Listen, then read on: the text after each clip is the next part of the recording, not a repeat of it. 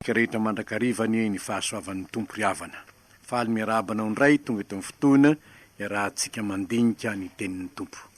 Marka 12 ny andininy voalohany ka hatramin'ny andininy 12 no anjarantsika izao. Alohany amakitsika izany dia tsara raha mbola iara-mivavaka isika. Faly indrindra ny fonay Andriamanitra rainay io. Tonga eto amin'ny fotoana indray izay ianonay ny teninao. Ihinananay ny sakafo mahavelona avy aminao dia ny teninao zany satria tsy ny mofo ihany ny veloman'ny olona fa ny tena rehetra izay aloky ny vavan'Andriamanitra. Ko dia atolotra ianao raha io ny fisaorana vokatry ny fo. Ankehitriny ary, ilay ara-mandinika izany teninao zany zahay, dia mangataka ny fananao masina tompo ao, ampiteny ny mpanompo tsy mahasoa izay isolo vavanao, ary koa ampaniry ny teny ao am-poniny tsirairay. Ianao fanahy masina izay ny ray ny taridalana eo amin'ny marina rehetra no angatahinay. Iaraka aminay eto am-piarahana mandinika ny teninao, izay ianao ihany tompo no nampanoratra azy. Dia ho voninahitra ianaranao ny vokatry ny fahalalanay izany teninao zany. Amin'ny anaranao mpamonjy eo no ivavahanay. Amen. Marka 12 andininy voalohany ka hatramin'ny andininy 12 no vakintsika amin'ny anaran'ny tompo. Ary niteny tamin'izy ka nanao fanoharana hoe, nisy lehilahy anankiray nanao tanim-boaloboka ka namefy azy manodidina sy niady famiazana ary nanao tilikambo ka naofany tamin'olona mpiasa tany izany. Dia lasa nakany an-tany hafa izy. Ary noho ny tonga ny fotoana dia naniraka mpanompo anankiray izy hankany amin'ny mpiasa tany handray amin'ny vokatry ny tanim-boaloboka. Fa ireo nisambotra ilay mpanompo sady nikapoka azy ka nampialy azy maina. Ary izy naniraka mpanompo anankiray koa ho any aminy indray, fa io koa dia noratrainy ny lohany ka nalany baraka izy. Ary naniraka anankiray koa izy, fa io kosa indray dia novonono faty. Ary maro koa no nirahiny, fa ny sasany no kapohiny, ny sasany no vonono faty. Ary mbola nanana anankiray izy, dia ny zanany lahy malalany, ka noho ny farany dia naniraka azy hankany aminy izy ka nanao hoe hanaja ny zanako izy. Fa izany mpiasa tany zany naresaka hoe, ity ny mpandova, andeho vonotsika izy dia ho antsika ny lova. Ary rehefa nisambotra azy izy dia nahafaty azy sy namoaka azy teo ivelan'ny tanim-boaloboka. Koa ahoana no ataon'ny tompon'ny tanim-boaloboka amin'izany?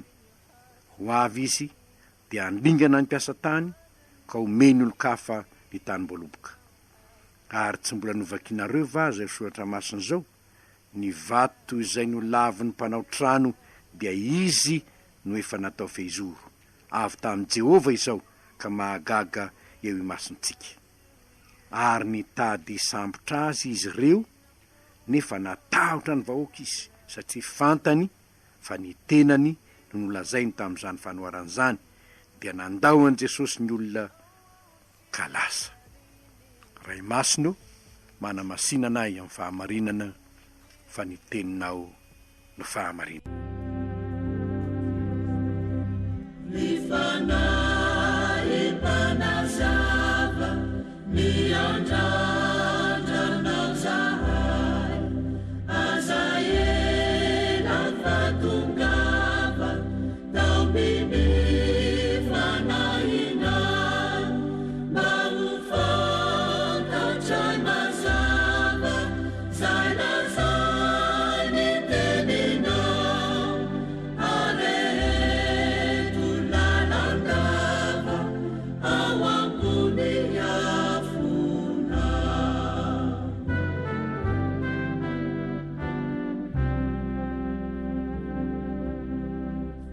Tantara fantatry ny maro amintsika ihany ty tantara ity riavana, fa misy fahamarinana anankitelo no tsoatsika avy amin'izay novakina teo.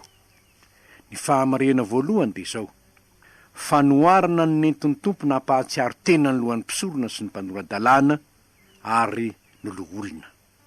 Fanoharana ny nentiny hampahatsiaro tena ireo mpitondra fivavahana sy loha olona tamin'izany fotoana izany. Fa nahoana moa ireo mpitondra fivavahana sy loha olona ireo? Nanda azy hatrany eny ireo e, nanenjika azy hatrany eny ireo e, nitady zay hahafaty azy eny ireo e. De ahoana ny fanoharana nentin'ny tompo taminy? Nambaran'i Jesosy fa ianareo reo anie ka nomena ihany hanofa tany-mboaloboka. Tsy tompony ianareo. Iza moa ny tany-mboaloboka lazainy amin'izany? Israely anie ny lazainy amin'izany e. Israely manko ny tany-mboaloboka Jehova. Mpanofa tany-mboaloboka fa tsy tompony ianareo hoy Jesosy. Ka rehefa naniraka ho any amin'ireo mpanofa tany-mboaloboka ireo ny tompony tany-mboaloboka hakavokatra, de inona ny nataony? Inona ny nataony? Reny iraka ireny no kapohiny, no ratrainy, no vonoiny, no samboriny, nampamonoiny ary maty mihitsy aza. Zavatra nitranga nefa de zao, tsy afa-po lay tompony tany-mboaloboka ka ny zanany mihitsy no irahiny, nefa io zanany malala an'io aza no vonoiny zareo hoy izy. Hoy Jesosy tompo zany.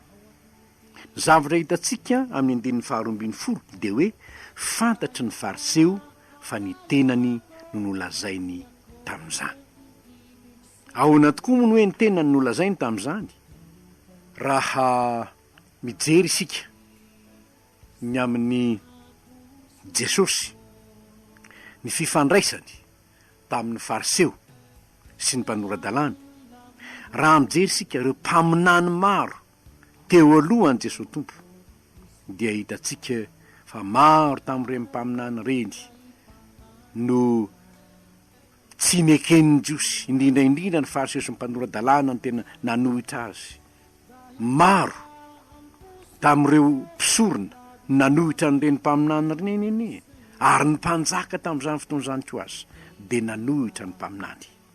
Zao nefa voambaran'ny Hebreo 1:1-2. Dangeo jerentsika ny Hebreo 1:1-2 hoe entina manamarina fa ny tompo dia nilaza hoe ireny mpaminany teo alohany ireny dia novonoin'ny olona sy nampahoriny. Kanefa zao ny voalazan'ny Hebreo 1:1, rehefa nampitenen'Andriamanitra tamin'ny razana fahin'ny mpaminany tamin'ny andro samihafa sy ny fanao samihafa, dia amin'izao andro faran'izao kosa no nampitenenany tamintsika ny zanany. Amin'izao andro faran'izao kosa no nampitenenany tamintsika ny zanany. Ny toetry ny fariseo, mpanora-dalàna, no olona teo amin'ny Israely fa izay mpamono ny mpaminany, mpikapoka ny mpaminany. Fantaniana mipetraka isika amin'izao miaina amin'izao andro faran'izao kosa, mba ahoana ny fandraisantsika reny irak'Andriamanitra ireny. Indrindraindrindra reny irak'Andriamanitra ireny dia mitondra ny hafatra Jesosy tompo, lay ny rahin'Andriamanitra tamin'ny andro farany, amin'izao andro faran'izao nefa nampitenenany tamintsika ny zanany. Amin'izao andro faran'izao nefa nampitenenany tamintsika ny zanany. Hitatsika tamin'ny farany dia naniraka ny zanany malala n'izy hoy Jesosy tompo. Ary tsy Jesosy ve nilaza toy izao no nitiavan'Andriamanitra zao tontolo zao nomeny ny zanany lahatokana mba tsy ho veja rehetra mino azy fa hanana fiainana mandrakizay? Naniraka ny zanany lahy izy. Anankiray mampangovotra ry havana ary mampieritreritra lay lazainy Jesosy hoe naniraka ny zanany malalany izy, ka noho ny farany dia naniraka ny hankany aminy izy ka nanao hoe hanaja ny zanako izy. Kanjo io zanaka no heverin'ilay tompony tany-mboaloboka hoe ho ajaina io, dia nisambotra azy ireo olona ireo, nahafaty azy izy, namoaka azy teny ivelan'ny tany-mboaloboka izy. No tsy zany veny nataon'izy ireo an' Jesosy tompo, zany no nataony an' Jesosy tompo. Tanteraka anie zany. Isan'ny manahitra ry havana ny teny amin'ny Apokalipsy 7:12 hoe indro efa mitsangana eo am-baravarana aho ka mandondona. Raha misy mihaino ny feo ka mamono varavarana dia hiditra ho aminy aho, hiara-misakafo aminy ary izy amiko. Aiza hoe eo ambaravarana hoe Jesosy ny rana ho any amin'ny pampanofatany-boaloboka, olona tsy tompony anie zany fa mandalo kanefa lay tompony, zanaky ny tompony tany-boaloboka indray ho tonga mandondona ao ambaravarana. Raha amin'izao fotoana izao moa ry havana, ka misy olona manakaja anankiray mandondona ao ambaravaranao, dia ahoana reny mba havalontsika azy? Raha ohatra zao manofa trano ianao, ny zanaky ny tompo-trano no ny rahiny ho any aminao, mandehana makany amin'ny ranony mandondonao le zanaky ny tompo-trano, inona no ataonao? Roana ve le tompo-trano? Tsy anao anie io trano io lay tena tompony anie io le mpandova anie io tonga mandondonao io ry havana. Jesosy anefa tsy mpandova fotsiny izy fa mpamorona. Azy zao rehetra zao, azy ianao, azy aho, inona moa no anananao? Ka tsy avy aminy iza ny nahavita io trano io? Ianao ve ny nahavitany io?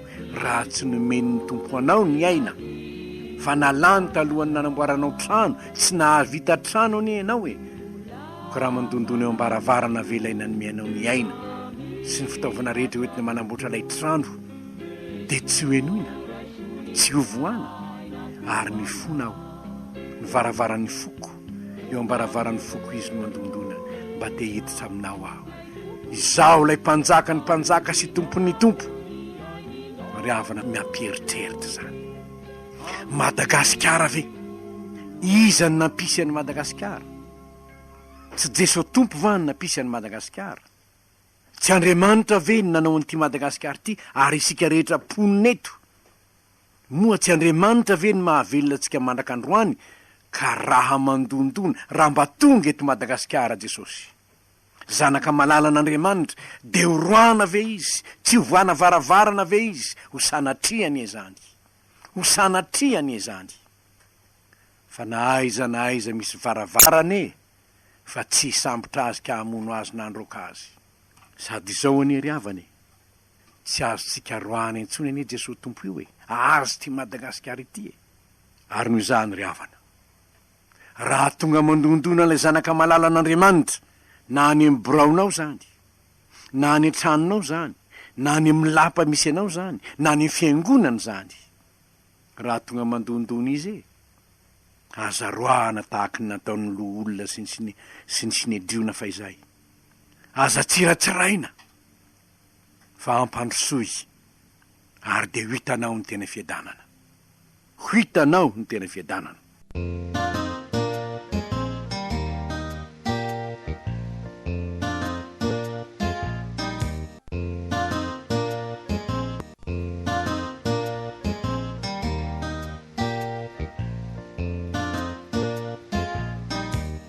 Fahamarinana faharoa, zavatra hitranga manko dia ty: loza no hanjo ireo nandaka namono lay zanaka ny rahina.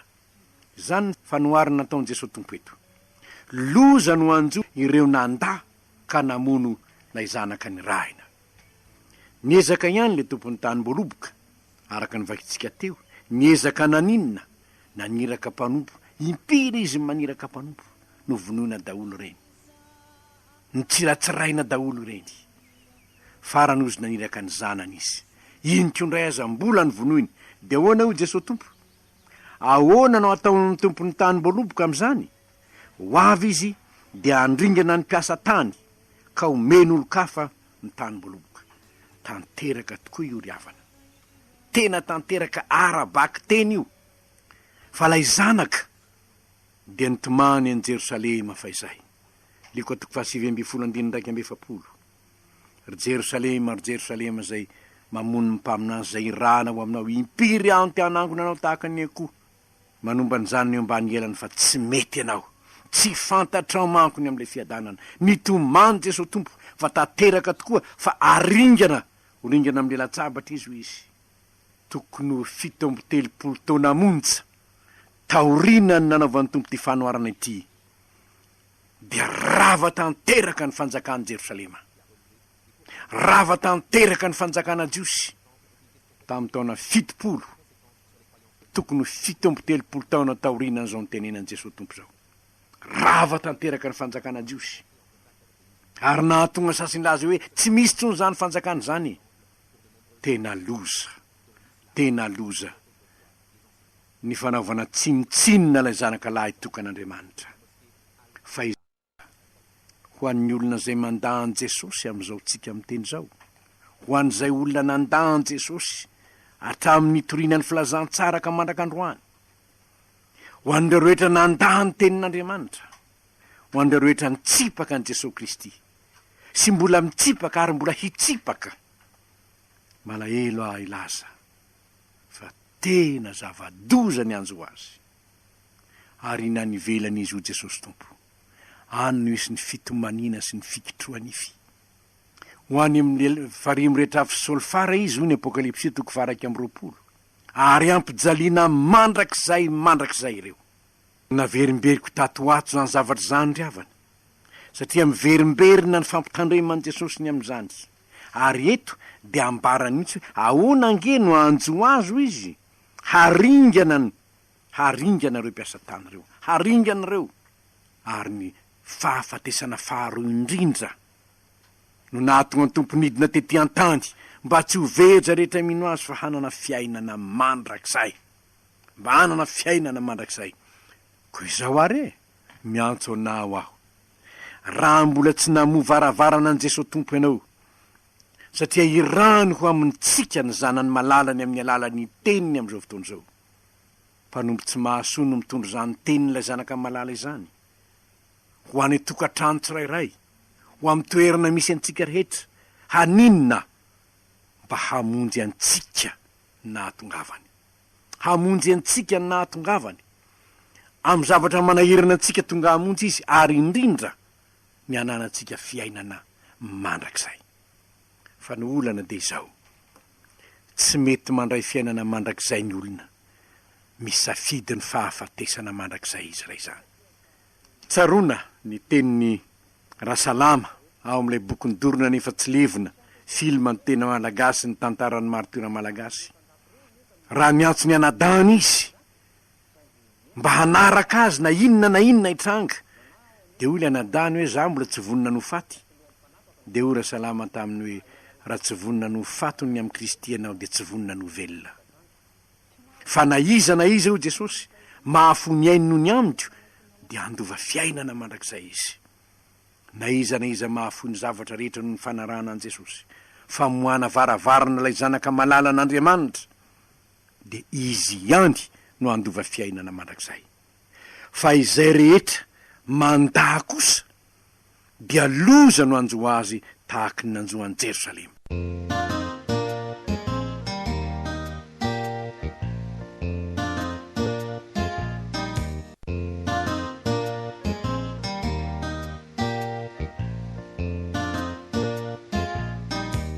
Famarena fahatelo, nambaran Jesosy eto, ny vato zay ny lavon'ny mpanao trano no nataon'i Jehova fehizoro. Ny vato ny lavon'ny mpanao trano no nataon'i Jehova fehizoro, ho ny 10:10. Fa izy io vato ny lavon'ny mpanao trano io, Jesosy io, no lavon'ny mpanoradalàna sy ny fariseo io, no lavon'ny mpanao trano zany nanoaran'ny tenin'Andriamanitra azy koa eto. Trano atao inona? Ialofana, iarena, ho famonjena raha misy loza mitranga, mihidy ao an-trano, ao ihany no azo antoka. Fa raha mijanona la trano ianao, raha tonga ny tafio-drivotra na tonga ny fahavalo, raha mijanona na le trano ianao, fahafatesana ny miandry. Mpanao trano iza ny mpanao trano? Ny mpisorona sy ny mpanoradalàna. Fa nahoana? Satria ireo no mampianatra ny olona hanao ny trano fiarovana azy raha ho tonga ny fitsarana. Saingy izao ny mpanoradalàna sy ny fariseo ary ny mpisorona nandany Jesosy vato fehizoro ny famonjena. No lavon'ny mpanao trano, no lavon'ny mpitondra fivavahana jiosy Jesosy, no lavony. Ary zao tediavy no roany zao, nahoana? Satria tsy manaraka ny fampianarany, tsy mitovy amin'ny fampianarany, tsy manaraka fahazarana neti-paharazana, de no lavony Jesosy. zao nefa ho Jesosy eto nataony Jehova ho fehizoro ane izy no hany mpamonjy izy no vato lampy anorenana ny trano famonjena hisy anao ao ambadiky zao fiainan'izao zany moa ny teniny zaho ny lalana sy fahamarinana ary fiainana tsy misy olona makany amin'ny ray afa-tsy amin'ny alalako tsy misy famonjena amin'ny hafa ho ny asan'ny apôstôly toko faefatra andininy faharoambin'ny folo fa tsy misy anarana hafa ny mena ny olona azahoany famonjena afa-tsy ny anaran' Jesosy irery hany fialofana ho anao amin'ny andro fitsarana farany tsy misy azonao ialofana ary eto de tsara ny manamarika ry havana fa sao anao mieritreritra ny hoe ialoka amin'ny dada na ialoka amin'ny mama na ialoka amin'ny zoky ary ialoka amin'ny zandry aho rehefa tonga zay fitsarana zay samy manatrika ny fitsarana samy mialoka ao am' Jesosy irery ihany tsy misy azonao ialofana ary eto ry havana de tsara ny manamarika tsy hoe manazimbazimba ny fivavahana hafa akory sika fa manamafy kosa fa tsy misy fialofana ho antsika eo anolohan'ny fitsaran'Andriamanitra afa-tsy ny trano mpamonjena na orina teo am' Jesosy ihany tsy misy ny karazam-pivavahana rehetra misy eto ambonin'ny tany dia manorina trano mpamonjena amin'ny herin'olombelona ihany tsy misy raha ny Jesosy nalatsaka vaty fantsiky ny famonjena sy ny famelan-keloka ka tsy azonao ialofana eo anolohan'ny fitsaran'Andriamanitra ireny fa ny mpanao trano de Jehova nanorina vaty fehizoro Jesosy tompo io izay rehetra mino an' Jesosy mino fa izy no maty ny soleloko azy teo ambony hazo fijaliana mino fa izy no ilay zanak'ondrin'Andriamanitra manaisotra ny fahotana zao tontolo zao mino fa izy irery no lalana makany amin'Andriamanitra ray ary ny rano teo ambony hazo fijaliana ihany no azoana famelan-keloka ny olona miorina amin'izany ny finoany ny olona matoky izany zavatra nataon'Andriamanitra izany ka mibebaka amin'ny fahotany manaiky ny trano-mpamonjena nataon'Andriamanitra ho azy ao am' Kristy Jesosy izany olona izany ihany ny mahazo antoka ny mandrak'izayny ary noho izany ry havana te hiantso aho ngamba maro amitsika no efa nanorina ny finoany eo am' Kristy Jesosy nefa misy aminao zay vao miaino zao tenin'Andriamanitra zao koa angamba no mbola manorina ny finoanao am' zavatra hafa ivelan' Jesosy te hiantso anao aho anio raha maheno zao tenin'Andriamanitra zao ianao mba hanatona an' Jesosy ianao tsy androka azy tahaky ny nataon'ny fariseusy mpanorad-dalàna nahamono azy tahaky ny nataon'ny mpiandry-tany-boaloboka fa andray le zanaka malala kosa fanomezana ny men'Andriamanitra nomeny ny zanany lahy tokana mba tsy ho very isika fanana fiainana mandrak'izay koa mingavy anao aho raha sitraky ny fonao iriko indrindra mba ho arovana ao am' trano-mpamonjena nataon'Andriamanitra ianao mba hataterak'izany andeha hivavaka isika ka araho ao am-ponao na avereny mihitsy eo am-bavanao zao vavaka ataoko zao fa izany dia lalana idiranao ao am'le trano-mpamonjena nataon' Jehova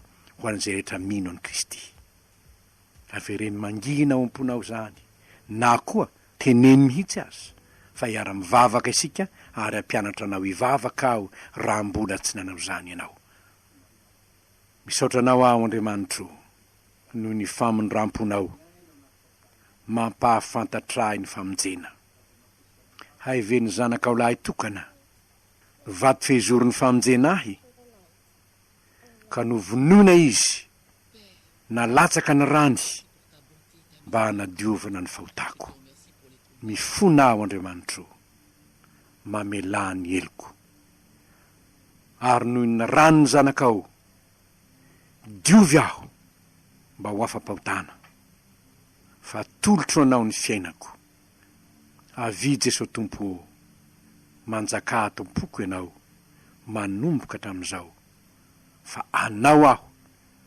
manomboka anio misaotra tompo noho ny famindramponao